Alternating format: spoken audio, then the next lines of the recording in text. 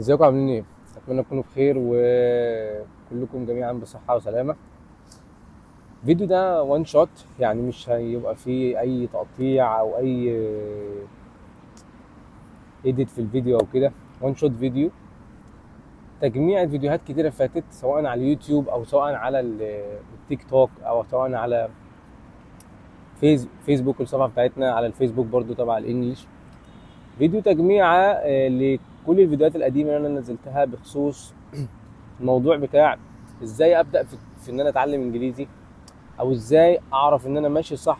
لو انا بدات ازاي اعرف ان انا ماشي صح في تعلم الانجليزي، ولو انا ماشي صح ازاي اتاكد ان انا بنسبه كبيره جدا ماشي في الطريق الصح. ومش عارف شايفيني كده ولا لا، وماشي في ال- اللي هو اسمه ايه، ال- المضمار او الطريق اللي هو هيوديني لكونكلوجن كويسه في الاخر. فبناء على كده الفيديو اللي احنا بننزله النهارده ده فيديو تجميع على كل ده. اول حاجه، لو انتوا تفتكروا فيديوهات، لو انتوا متابعين على اليوتيوب من بدري او من زمان من حوالي سنه ولا بتاع، اول حاجه انا كنت نزلتها على اليوتيوب كانت طريقه ازاي تبدا بخطوه انك تتعلم انجليش، وحطينا ستيبس اللي هو اول شيء لازم تعرف انت بتتعلم انجليزي ليه. لازم يكون في purpose، انت ليه بتتعلم انجليزي، والا هتبدا فيه ولكن بعد شويه هتلاقي نفسك فقدت الشغف انك مش عايز تكمل فيه. فاول حاجه انك لازم تعرف انت ليه عايز تتعلم انجليزي، او انت ليه بادئ انك تتعلم انجليزي. دي اول حاجه، فلازم يكون في purpose. تاني حاجه، بعد ما لقينا البيربس بتاعنا لازم نتاكد ان احنا في شغف جوانا، او في حاجه احنا عايزين نوصل لها في الاخر مع الغرض او البيربس اللي احنا عايزينه، وبناء على كده بدانا فيه. فاحنا لازم نحط لنفسنا هدف او نهايه او conclusion لازم نوصل لها مع نهايه، او مع بعد ما نكمل مثلا حوالي 50 60% من فتره التعلم باللغه الانجليزي. لازم يكون في هدف نهائي لازم نوصل له، علشان كده هو ده اللي هيكون الموتيف بتاعنا او الحافز بتاعنا ان احنا نكمل نتعلم انجليزي لحد الاخر، لحد النهايه خالص. مش هنعطل في النص.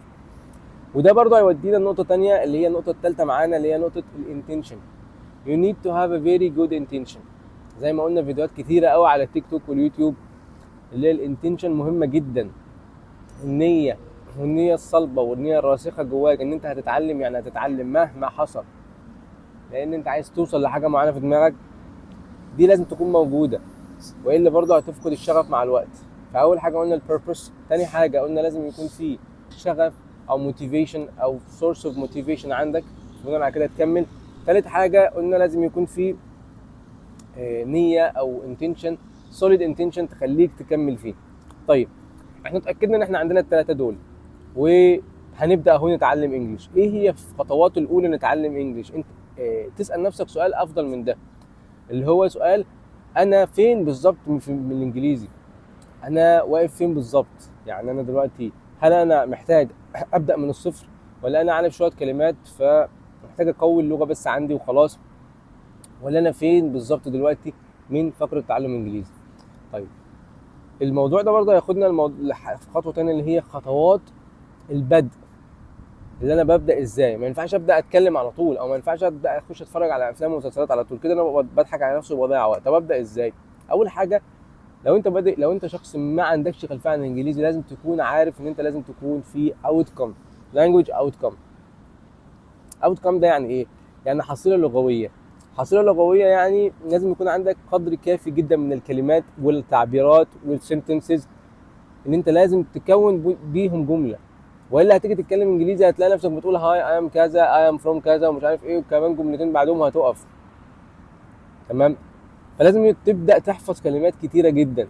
ممكن دي تبقى حاجه تقليديه شويه، ولكن للاسف دي حاجه مهمه جدا. فانت هتتعلم ازاي تتكلم، ما لازم يكون عندك حصيله. فلازم تتكلم كويس، تبقى عندك حصيله لغويه، language outcome، كلمات، تعبيرات، sentences، phrases. دي اللي هتخليك تبني جمل كويسه وتعرف تتكلم. فلازم اتاكد ان انا عندي outcome وعندي language كويسه جدا في البيسز بتاعتها، بحيث ان انا اقدر اتكلم. طب انا حفظت كلمات وعملت كل حاجه وفريسز واكسبريشنز وعديت المرحله دي، قعدت شهر شهرين حفظت كلمات كويسه عندي كويس جدا. الخطوه الثانيه من اللانجوج ديفلوبينج اللي هي بعد ما حفظنا كلمات نبدا بقى سواء على حسب البرايورتي بتاعتك او على حسب انت كنا زي ما قلنا في الاول ايه هو البيربز بتاع الانجليزي. هل انت بتتعلم عشان تدرسه فتتكلم بيه فالنطق عندك اهم، ولا هل انت بتتعلم علشان تكتب بيه رايتنج؟ انت هتشتغل في الترجمه، انت هتشتغل في ارتكلز رايتنج، انت هتشتغل في داتا انتري مثلا مانيوال، الكلام من ده كله. فانت محتاج تركز على الرايتنج اكتر او على الريدنج او على الليسننج. انت هتشتغل مثلا في ترجمه فوريه، او انت هتشتغل مثلا في هوتيل ريسبشنست وانت محتاج تسمع كويس للي هيتكلم. فعلى حسب البيربس او على حسب البرايورتي بتاعتك هتبدا توظف الانجليزي في البدايه معاه. هو الحقيقه ان انت لازم تتعلم الفور سكيلز، لازم تتعلم رايتنج وريدنج وليسننج وسبيكينج، دي المفروض تتعلمها، بس احنا بنحاول نسهل.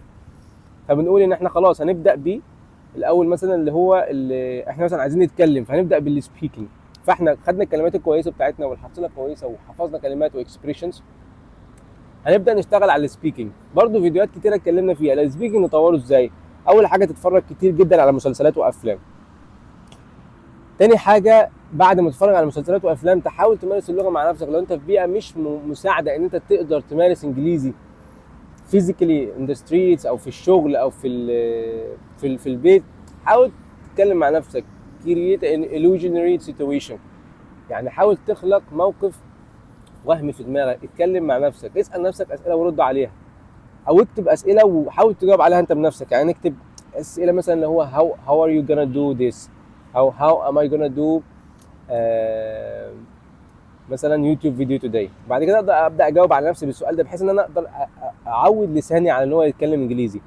ففي الحاله دي احنا وظفنا الليسننج والسبيكينج بتوعنا الاثنين، هيفيدونا برضو في شغلنا او هيفيدونا في دراستنا على حسب زي ما قلنا البريورتي احنا ليه بنتعلم انجليزي. وبناء على كده دي هي الخطوه الثالثه، ان احنا بنتعلم انجليش فريسز وسنتنسز وجمل وكلمات كتيره تبني البيسس القواعد بتاع اللغه بتاعتنا. بعد كده بنبدا نحدد احنا عايزين نتعلم انجليزي ليه بالظبط، نتكلم ولا نكتب ولا نسمع ولا نقرا بيه. وبناء على كده بنحاول نخصص او نتوجه للسكيل اللي هتساعدنا جامد او اللي احنا بنتعلم عشانها. وزي ما قلنا احنا لازم نتعلم الاربعه، ولكن احنا هنحاول نركز على واحده دلوقتي. ركزنا على واحده زي ما قلنا الانجليزي listening او speaking.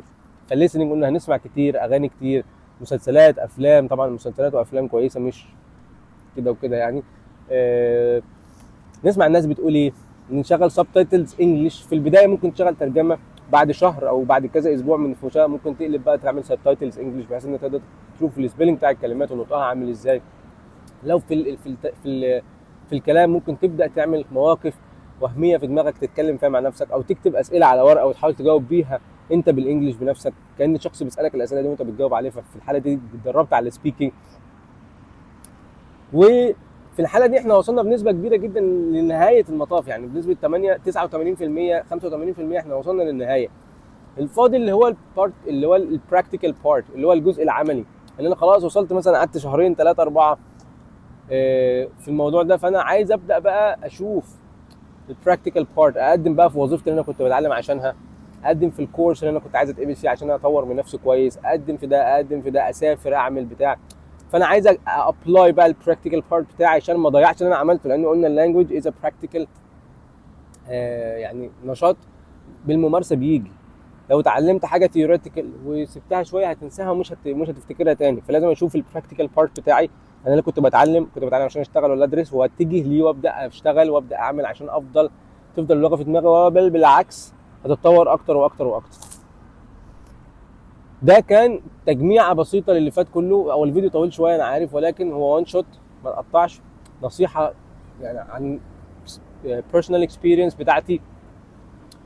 تجميعة الفيديوهات اللي فاتت كلها ان شاء الله تفيدكم، وان شاء الله الناس اللي عايزه تتعلم ده يكون يعني يحط بموجب بدايه طريق ليهم بحيث انهم يعرفوا هم رايحين فين وجايين منين. ولو عجبك الفيديو ده ما تنساش تعمل سبسكرايب وتعمل لايك وتشير الفيديو لاكبر عدد ممكن من اصحابك عشان يستفيد لو عندك اصحاب عايزه تتعلم انجلش. شكرا لكم جدا واشوفكم الفيديوهات اللي جايه، وسلام.